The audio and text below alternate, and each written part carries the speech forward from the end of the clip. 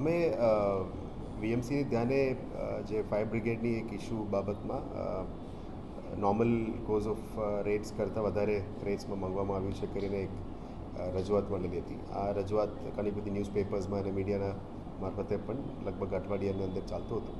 એટલે આમાં શું ચાલ્યું છે, ખરેખર શું થયું છે, એની અંદર તપાસ કરવા માટે અમે તપાસ કમિટી, ડેપ્ટી કમિશનર અને અકાઉન્ટ્સ અને ઓડિટર્સ પ્લસ અલગ અધિકારીની ટીમ બનાવીને તપાસ માટે આપી હતી. એ લોકોની તપાસ અહેવાલના આધારે આ નિર્ણય લેવામાં આવ્યો છે.